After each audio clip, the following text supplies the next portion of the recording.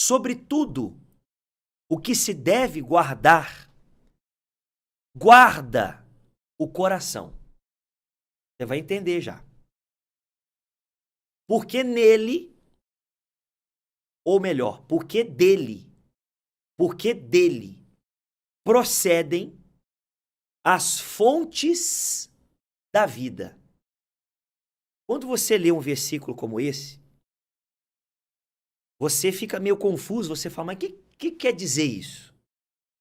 Só que através da direção do Espírito Santo, da clareza espiritual, você vai entender.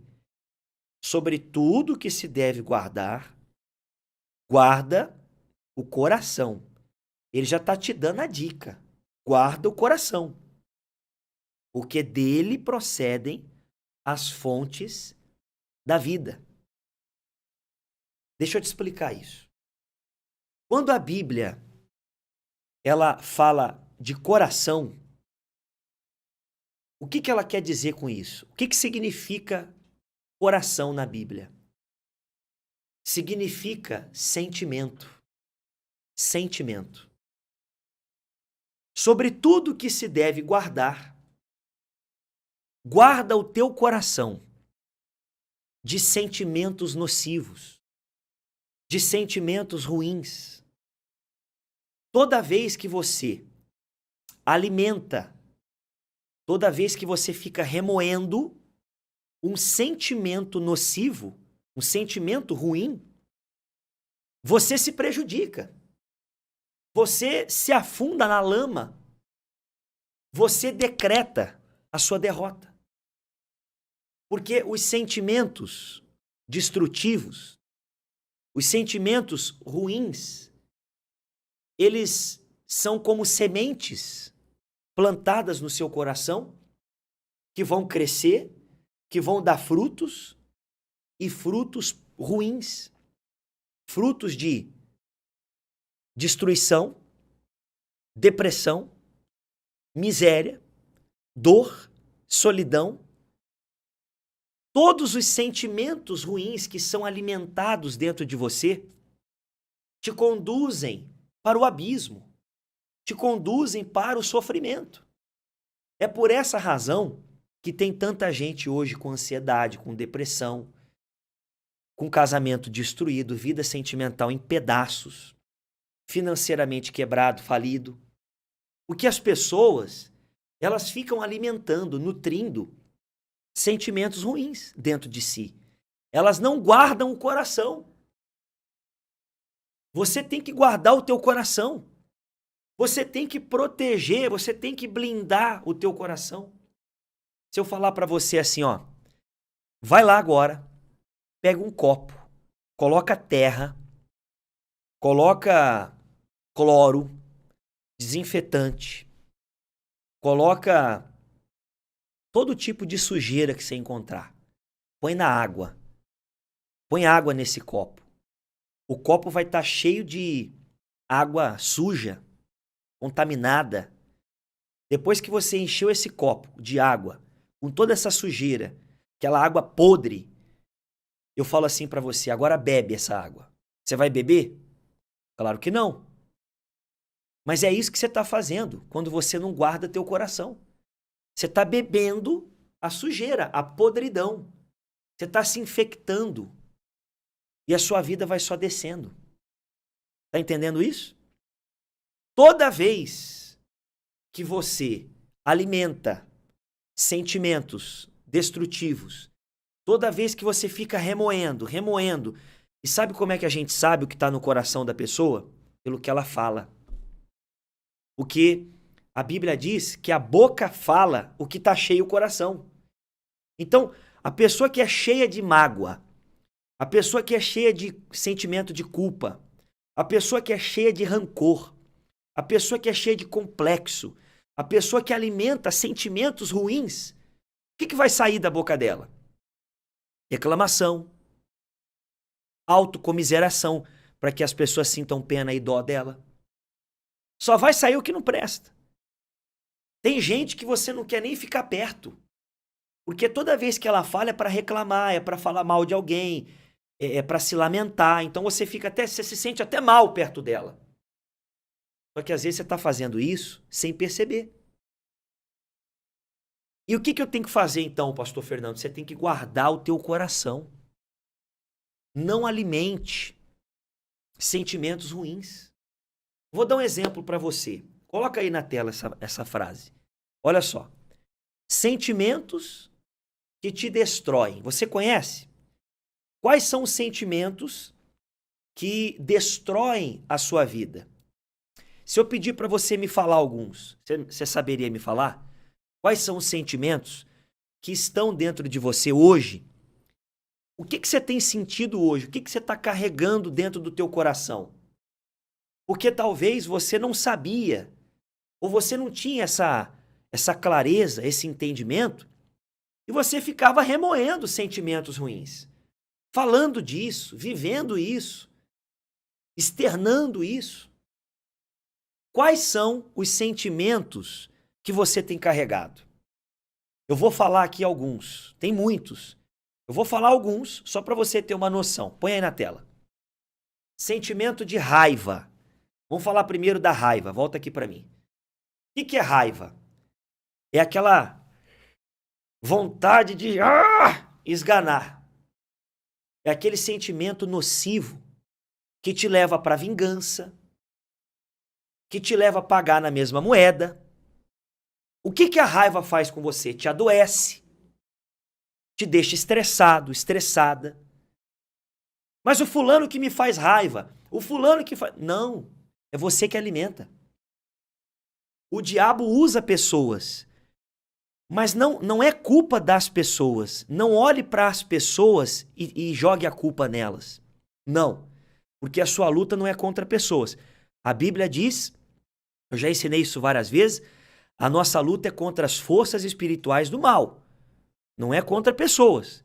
Eu não posso ter raiva de ninguém, eu não posso ter mágoa de ninguém. Porque a pessoa, ela está sendo usada por uma força maior. E a minha luta é contra essa força maior, que é o diabo. Então, o diabo usa pessoas para te fazer raiva. O diabo usa pessoas para tocar na sua ferida. E ao invés de você rejeitar isso, você alimenta. Você aceita isso, você cai na cilada. E às vezes, o próprio diabo sopra na tua mente. Não, mas você é assim mesmo, é teu jeito. É o teu jeito. Você nasceu assim. Aí você aceita isso, você se convence que você é uma pessoa estressada, uma pessoa nervosa, que é o teu jeito, que você tem o pavio curto, e você não combate nunca o sentimento de raiva, porque você acredita que isso faz parte de você. E você fica alimentando isso todo dia. Tá entendendo? Aí você fica doente, nervoso, estressado, maltrata as pessoas, convencida de que esse é o teu jeito. Convencido que o problema é a pessoa, mas não é. É você que alimentou, é você que caiu na cilada do diabo. O outro sentimento depois da raiva, sentimento de culpa. Muitas pessoas não se perdoam. Ela carrega uma culpa porque ela cometeu um erro na vida dela. Há muitos anos atrás, ela tem até vergonha de falar. O que você fez que até hoje você não se perdoa? Como é que você vai receber o perdão de Deus se você não se perdoa?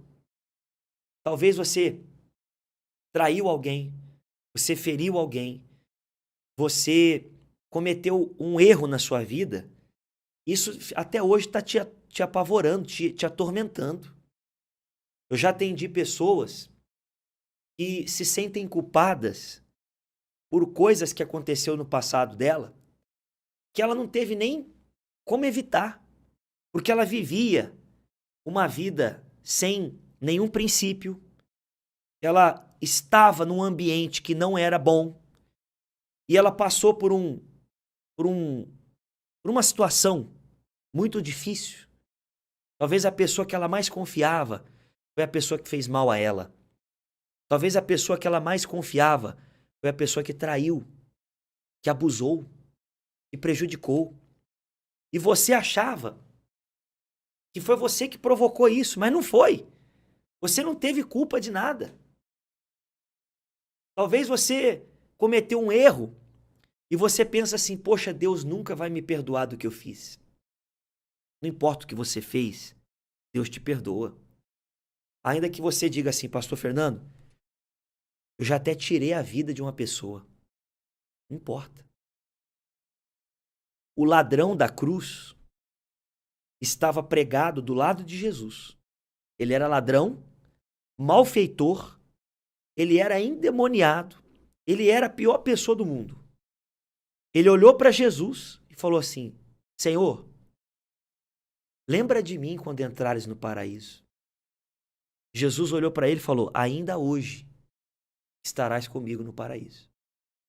Ele não vai te acusar, ele vai te perdoar. Ele morreu para te perdoar. O sangue de Jesus escorreu na cruz para apagar os seus pecados, para te livrar do que você fez. Então não carregue mais essa culpa. Se perdoe. Amém? Mas não é só a culpa, não é só a raiva. Tem o sentimento de solidão. O sentimento de solidão, ele vem porque você não foi aprovado por alguém. Porque alguém não te deu atenção. Você se sentiu desprezado. Você se sentiu desprezada. Talvez você se apegou a uma pessoa e aquela pessoa não deu a atenção que você queria receber. Quem sabe você dedicou a sua vida, você fez tudo por aquela pessoa e aquela pessoa te esqueceu, te abandonou. E aí você sente uma solidão. Você sente que ninguém gosta de você. Você sente que ninguém se importa com você. Você sente que todo mundo te abandonou. Você está convivendo com várias pessoas. Mas a impressão que você tem é que você não vale nada para essas pessoas. Elas não estão nem aí com você. E é isso que traz a solidão. A sensação que você tem é que você está excluído, excluída. Que ninguém se importa com você, que ninguém te ama. Mas está errado isso. Sabe por que está errado? Olha o cuidado que Deus teve com você.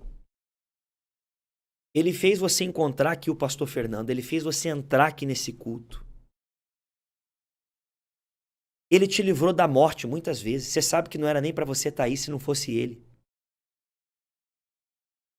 Você já teve experiência com Deus e você sabe o quanto ele te ama. Você sabe o quanto ele se preocupa com você. A Bíblia diz que Deus amou o mundo de tal forma que deu o filho dele para poder salvar a gente. Não tem amor igual a esse. Não tem amor que se compare a esse. Então por que você está se sentindo sozinho? Você não está sozinho. Você não está sozinha. Para de alimentar isso. Ai, ninguém gosta de mim. Ah, todo mundo esqueceu de mim. Ah, eu não presto mesmo. Não, não faça isso não. Rejeita esse sentimento. Só que tem gente que o problema não é a culpa. Tem gente que o problema é a ansiedade. Tem gente que o problema é a raiva. Tem gente que o problema é a culpa. Tem gente que o problema é a solidão. Mas tem gente que é a ansiedade. Você sabe o que é ansiedade? É sofrer por antecipação. A ansiedade é você ficar preocupado, preocupada, tirar conclusões de coisas que ainda não aconteceram. Você vê que isso não tem lógica nenhuma, não tem razão nenhuma para fazer isso. Você está olhando lá na frente, você já está antecipando, ai, será que vai dar errado? Ai, será que eu vou conseguir? Você já está imaginando a possibilidade de dar errado. Você já está imaginando a possibilidade de não conseguir. Você já está imaginando a possibilidade de algo não sair como você queria. Você está sofrendo por antecipação. Você está ansioso. A ansiedade é você viver o futuro. Mas você não pode viver o futuro. Você tem que planejar o futuro. Mas você vive o presente. Quem vive o passado não vai para frente. Quem vive o futuro vive ansioso e não consegue planejar. Quem vive o presente usa a inteligência. Sobe degrau por degrau e constrói uma vida maravilhosa. Entendeu? Então lute contra essa ansiedade. Não sofra por antecipação. Não viva o futuro, viva o presente. Planeje o futuro, mas viva o presente. Não deixe a ansiedade te dominar, não. E por último, aliás, penúltimo, autoaversão. Você sabe o que é isso? Sentimento de autoaversão? Eu vou te explicar. É quando você não se valoriza. É quando você não vê suas qualidades. Você só olha para os defeitos. Você só olha para suas falhas. Você olha para você e diz: eu não tenho condição, eu não tenho capacidade. Olha aqui os meus defeitos, olha aqui as minhas fraquezas. Você vive procurando em você defeito. Você vive procurando em você falhas. Você fica exigindo muito de você, exigindo a perfeição. Olha aqui para mim. Você tem muitas qualidades. Começa a olhar para suas qualidades. Começa a dar valor àquilo que você é. Porque tem muita coisa boa em você. Só que você fica olhando só para os seus defeitos e esquece das suas qualidades. Você não nutre um amor próprio. Você não valoriza aquilo de bom que existe em você. Isso é a autoaversão. Isso é você ficar se diminuindo, se sentindo inferior aos outros. Não, você é capaz. Você é capaz. E para terminar, sentimento de tristeza. A tristeza, quando ela vem do nada, você não viveu nada, não aconteceu nada, do nada, tem muita gente que passa por isso. Vem uma tristeza no teu coração. Essa tristeza que vem do nada é um problema espiritual. Não que os outros não sejam, os outros também são. Mas levando mais para uma profundidade, a tristeza aparentemente sem razão é um problema espiritual gravíssimo. Você está sendo oprimido por forças malignas. O mal está tendo acesso aos teus sentimentos. Ele está dominando a sua mente. Ele está dominando o teu coração. Nós precisamos expulsar esse mal da sua vida. É por isso que existe o culto de sexta-feira. A raiva, a culpa, a solidão, a ansiedade, a autoaversão, a tristeza, ela vai sair. Pastor Fernando, o senhor falou que tem uma tristeza que é espiritual, que vem do nada. E a outra tristeza? A outra, ela vem de acontecimentos que você não gostaria de viver. Coisas que acontecem que te entristecem. Só que de tudo que acontece na sua vida, sempre tem um lado bom. Por que a tristeza vem? Porque você foca no lado ruim.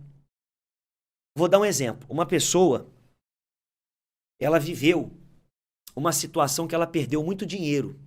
Muito dinheiro ela perdeu. E o que eu ensinei para essa pessoa? Eu falei assim, olha, vem cá. Você perdeu muito dinheiro? Perdi. Tá, ela estava triste por isso. Eu falei assim para ela, presta atenção. Só perde muito dinheiro quem ganha. Então você sabe ganhar. Você pode ganhar de novo. Você só precisa aprender como administrar esse dinheiro. E você já aprendeu o que não fazer com essa experiência que você perdeu.